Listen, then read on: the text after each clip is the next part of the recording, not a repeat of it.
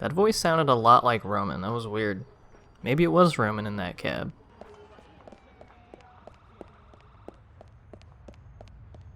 But anyway, yeah, welcome back everybody to Grand Theft Auto 4, and as you can see, I am in an alley where Bernie Crane's car is, or rather, Bryce.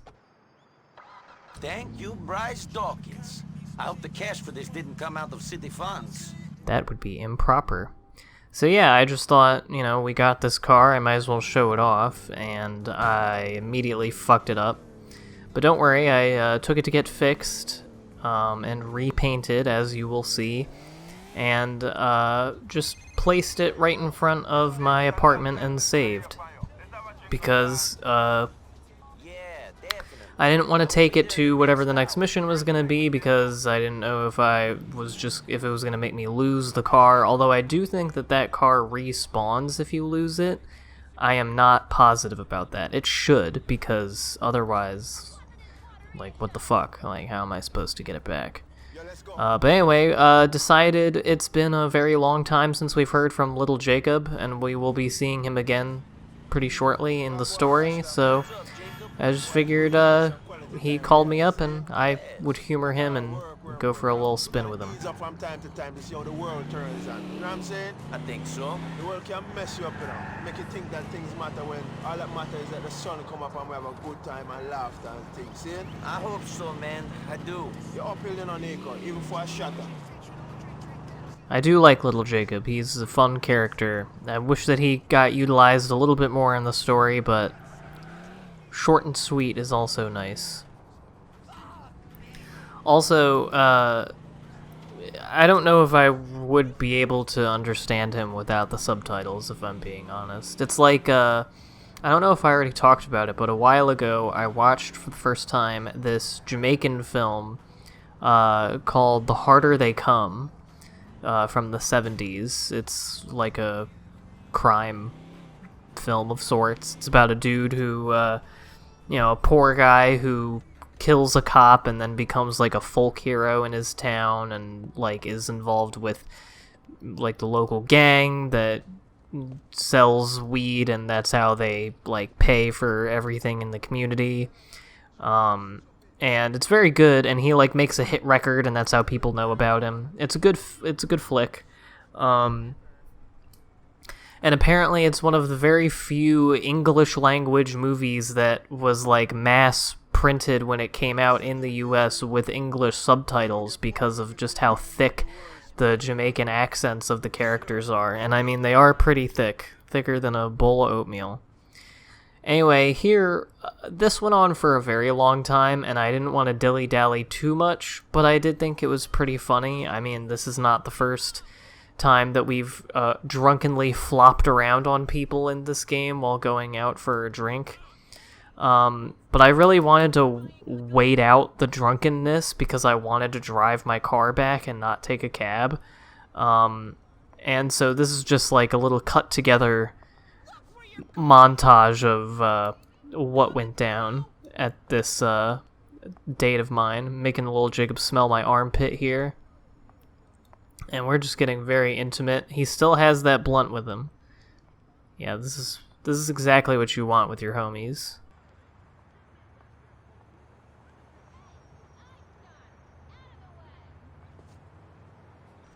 I was really hoping that I wouldn't just like smash him into the wall like I did with Roman and kill him. That would have sucked.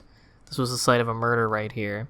I'm trying to jump off the building here. I just decided to do some climbing until I sobered up. And, you know, Niko's walking good now, but not driving so well.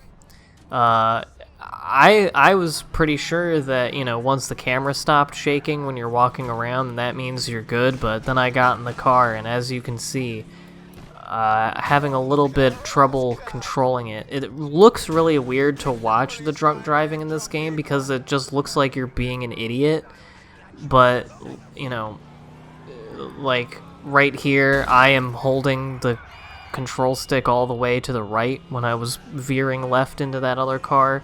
Here I'm trying to stay in the left side of the street, left from my perspective, smashing into people. It seemed to always be trying to smash me into cars and people. But I just decided, you know what, we're just gonna try this. And you know, it made the drink date a little bit chaotic, but that's what you get into with little Jacob, and I am so sorry, sir. There be the police.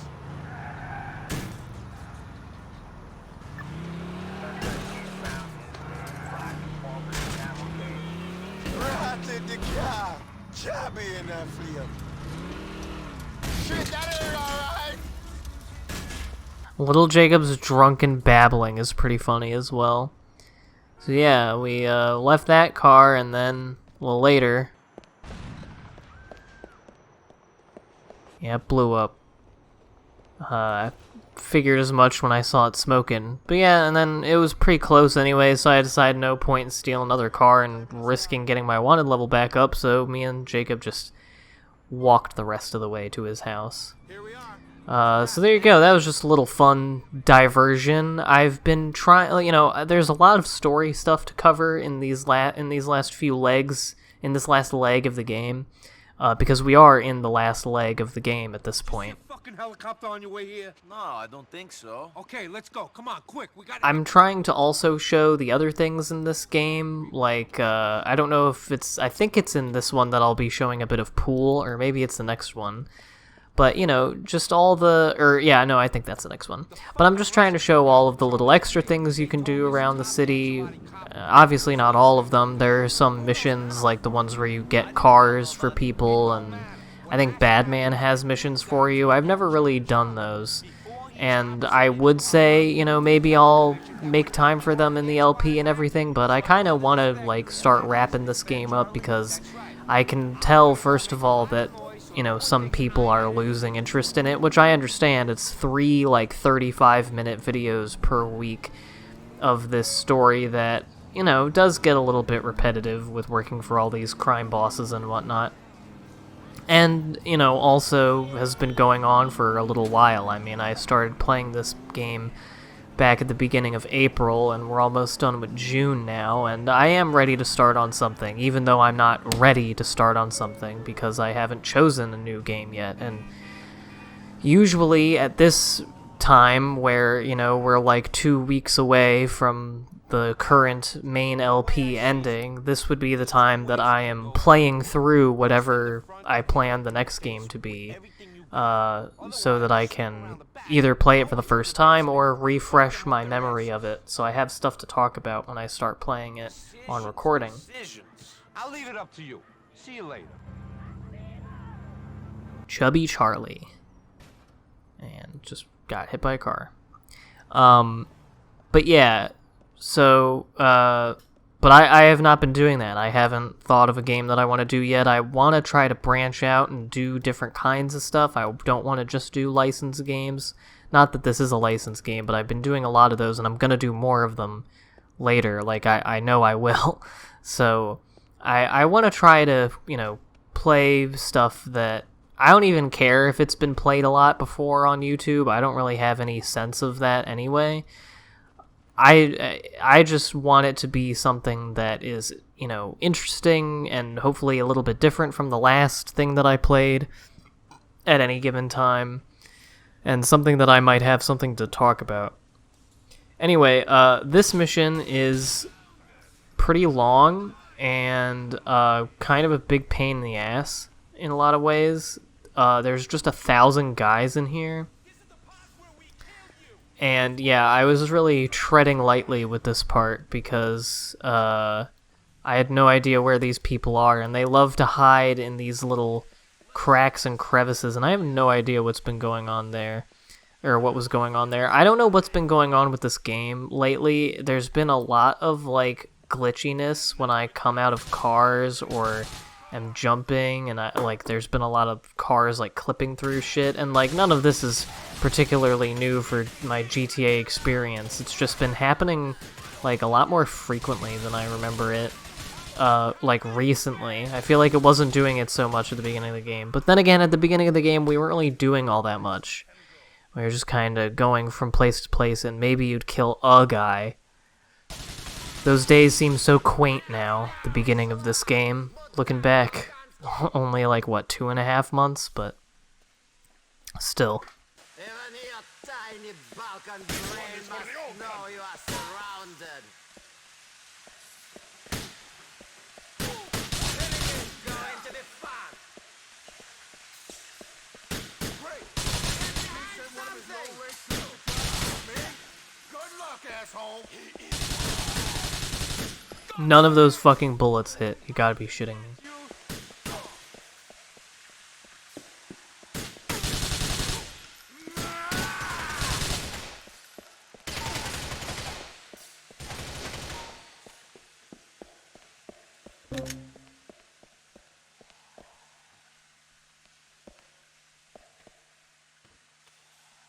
Doing a little peek.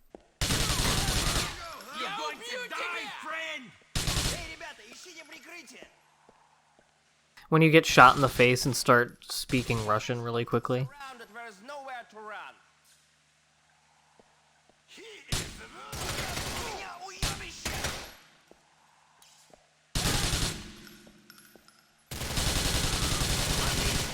Fuck you! I did. You win. So, yeah. Sorry that I don't really have much to say about this part. It's just your classic standard shooting gallery in this game, except it's going on for a very long time, and will continue to go on. I guess this is a neat enough set piece. I kind of did this at a very gray time of day, and so, you know, like a lot of areas and moments in this game, it's a little bit monochrome and, you know, a little bit flat looking sometimes. I was very hesitant to jump out this window because I knew there'd be like 90 guys immediately, but I managed to take cover in time. And yeah, I didn't know if they would place any dudes behind me. I would be... I don't know why this made me think of this, but something that I was always thinking of when I was playing Samp, and also when I would play this game after playing Samp, when I had this game on console, is I really wish there was a thing in GTA, like I do, I feel this way similar to this with almost all games I play, as some of you know, where I just think that there should be a mode where you get to make your own shit. I think it would be fun if you get to make your own missions, just like you place the guys and everything, and like there can be different types, and you have to do the thing and the place, and I don't know, I feel like even like without very many powers to make like cutscenes or anything super special like that, I feel like it could be cool just to, you know, place guys in an area like this in a way that's actually challenging, or just in a way that you could do cool things with it. I don't know. Anyway, so yeah, it took me a minute to really figure out what the best course of action here was.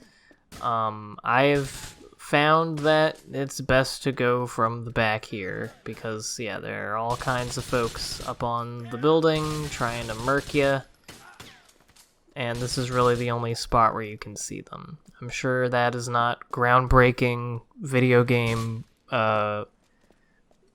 strategy on my part, but that's what happened. But all my talk earlier about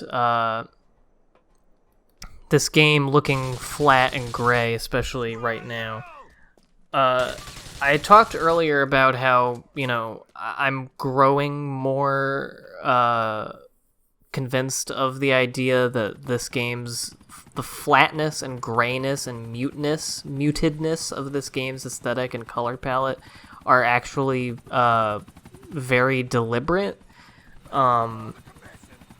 And I will say this, something that I have been noticing in recording and LPing this game, and yeah, I was trying to shoot all the dudes in the helicopter individually, but just shoot that bitch down with a bazooka, which is what I called that weapon when I first played it back in 2008, when I played it on my friend's PS3 when this game looked insane. And we put all the cheats on, because it's the only way that anyone plays GTA. before multiplayer, of course. And 5 is really the only GTA game with a proper multiplayer. And yeah, I guess that phone call to Phil is canceled because I was busy falling. But anyway, yeah, like I've talked already about like when I first played this game, like I said, at a friend's house in 2008, it looked like insanely realistic and gritty to me. And that's kind of laughable now, especially anytime that you see any like character's face up close in this game.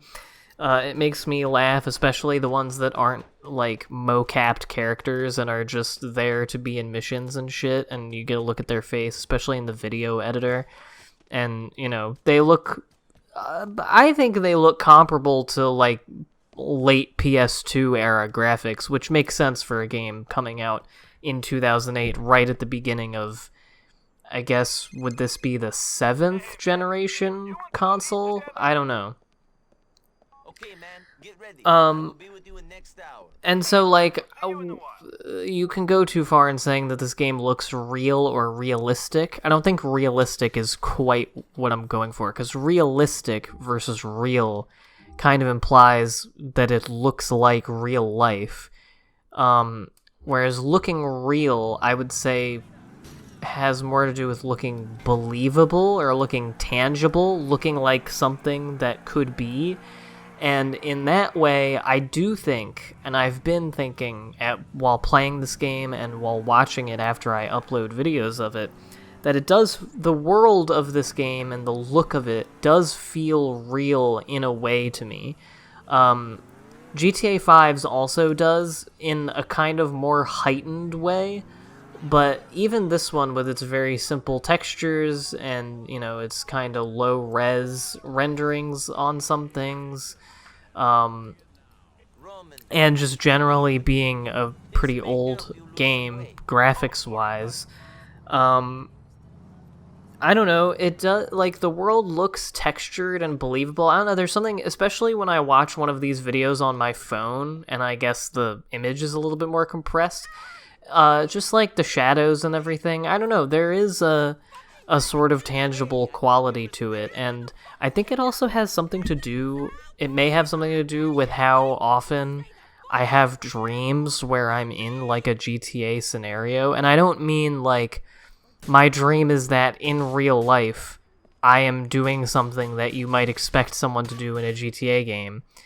And yeah, I did not mean to start this mission where a bunch of dudes shoot at you. I just thought you were going to talk to Grace and, like, maybe hit her or something. But no, there's, like, 85 Ancelotti guys, and I had very little health. But it's all good. And this guy was way back there. Anyway, but no, it's not like that. It's literally, like, sometimes I'll have dreams where, like, what I'm seeing is, like, a GTA interface, and, like, maybe it's me in the car being the character or whatever, and we're not, like, doing crazy crime shit, just driving and talking, but it looks and feels and sounds like a GTA game, and, I don't know, it's just, there's something, and maybe it's just because of how much I've played this and GTA 5, that there is just this sort of tangible, textured quality to the look of it. At least to me. I don't know. I mean, obviously, like I said, you can go too far in saying that it looks real or looks believable, but I think it pretty much does. Or at least I get that feeling sometimes. And in a way that I get with a lot of games that don't even look or are trying to look necessarily real. Like, I sometimes feel that about Battle for Bikini Bottom, the old one. Like, even though it's, again, a game from 2003, nothing about it is realistic at all. But I don't know, just something about the way that the world is shown and the way that you can interact with it, and the way the characters move. In this game, in that game, and a lot of other games, it just feels like a place. You know, it feels like a place that could be real, that you could move around in. And I don't really know how else to describe it, and I feel kind of dumb saying that about this game, and even more so about Battle for Bikini Bottom, but I hope it makes sense to somebody. I heard he's wearing a wire, so I freak out. I call him up. He's such a moron, he leaves his cell phone on. So we speak. After he's gone states, of course. I mean, Jesus. What a chump! He freaks out on the phone, and I put the fear of God in him. I think maybe I've talked him out of it. Then, he has a goddamn heart attack on the phone. I'm thinking problem solved. He's dying right in front of my ears. But the asshole lived, and now he's in the Leftwood Hospital under heavy guard. Okay, okay. Of course, he's got you on the fucking tape, too. Of course. So you'll do this for me. So you want me to talk to him? I want you to whack him. And after that, I want you to kill all the other rats I surround myself with. Okay. Okay, don't worry.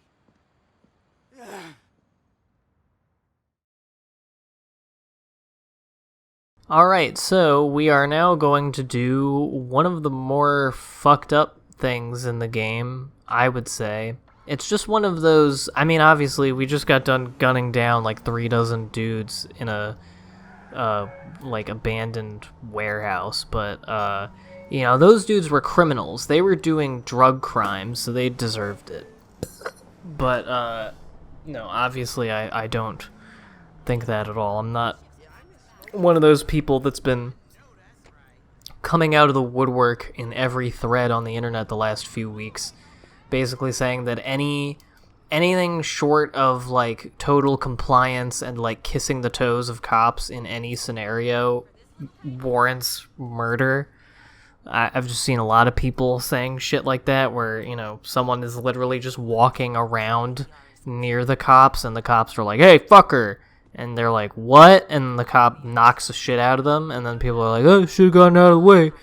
And it's like, I don't know, how much more of a fucking cuck can you be?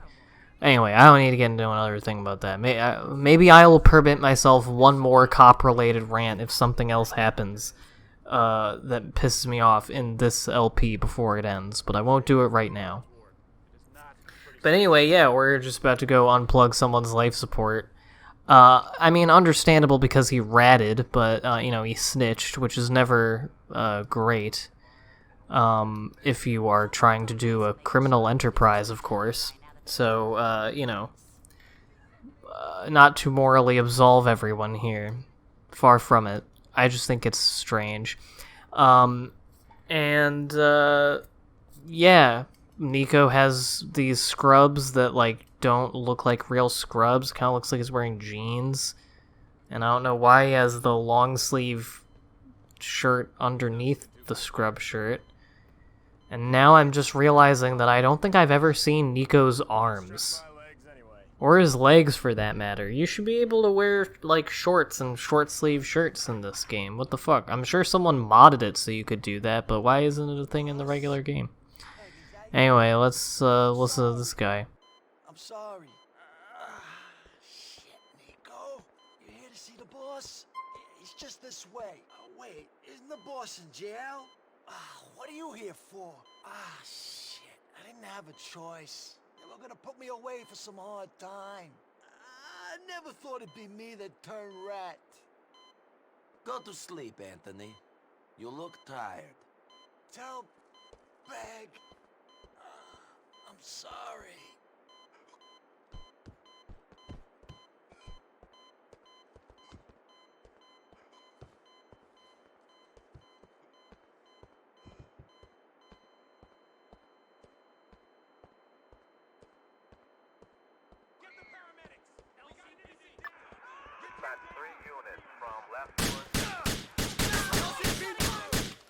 Yeah, I probably didn't have to do all that. You can probably get out of here without shooting any cops in the face, but they were hurting me, and so I just made a run for it. Which did make the getaway probably a little bit harder than it needed to be, but it doesn't look like, you know, it looks like it didn't take very long. Especially if you decide to ride on the roof of a building like I did, like a true gamer. Anyway, yeah, like I said, one of the more slightly fucked up things that you do in this game, just, you know, it feels like a little bit more intimate violence than what you're used to. Unplugging this dude's life support and then watching him sort of convulse as you walk away. And then, of course, shooting a bunch of cops in the face. and then totally getting away with it. I mean, holy shit, I went like 6 blocks away, and the cops are just gonna give up. I mean, I guess he was, they have the information now, so whatever. He was wearing a wire the whole time. They could still totally get me.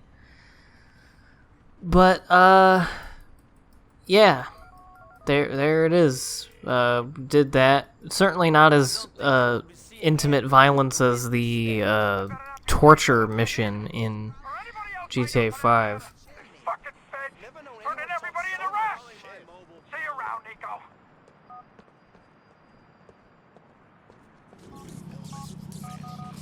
And here, later on, I was going to see Carmen, but then, Liv wanted to see me hit somebody, so I did.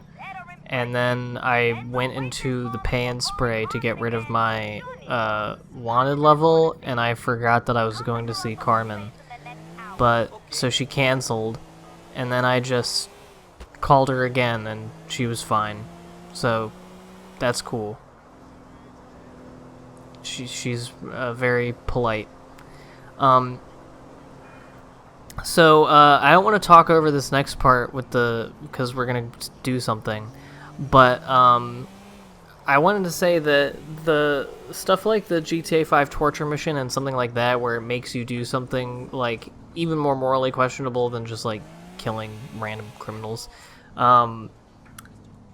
apparently there's some, like, criticism or controversy with Last of Us Part 2, which I haven't played Last of Us 1. I don't have a PS4, so I don't think I will be playing either of them anytime soon. But basically being a game about violence, but a lot of people taking issue with it because, well, for one thing, it's not very fun, and two, it forces you to do violence and then makes you feel bad about it, and I haven't really collected all my thoughts on it for a number of reasons, one of which being I want to look into the concept of what is known as ludonarrative dissonance, which I learned recently is the word for the phenomenon I've described before of the game's gameplay kind of being in conflict with its story. But I am interested in thinking about, whether the use of, player violence in a lot of popular games, whether it reflects on the nature of that or not, is like an okay thing for people or whatever, I think is an interesting and not super straightforward conversation that I think this game could also easily fit into. But like I said, I kind of need to, first of all, I should probably learn more about Last of Us Part 2 and, what specifically people are saying is the problem. But I don't know, I go back and forth on it, really. Anyway, here is one of the stand-up comics that you can see, as I have alluded to in the past, and it's Katt Williams, so enjoy this little computer-animated Katt Williams bit. Feel free to come to Liberty City, but weed is illegal. Kind of cockamamie shit is this? Weed is illegal. How the fuck can you make a plant illegal? Weed is just a plant. It's just a plant. It just grows like that, and if you should happen to set it on fire, there are some effects. That's not the same as drugs. Drugs, you gotta do shit to it chemically. You gotta add baking soda, water, stir it up. I don't know the recipe, I'm just saying there's some shit you gotta do to it. It's ridiculous. Weed ain't never hurt nobody. Aspirin is perfectly legal, but if you take 13 of them motherfuckers, it'll be your last headache.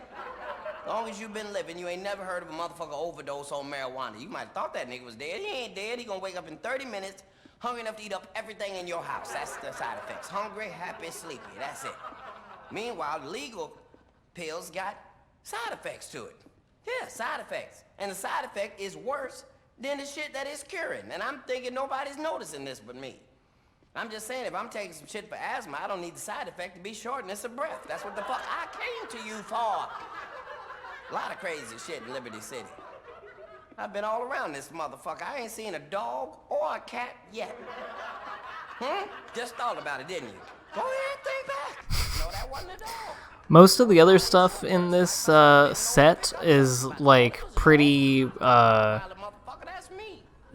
just normal comedy set from someone like Katt Williams, just with Liberty City replacing all the stuff.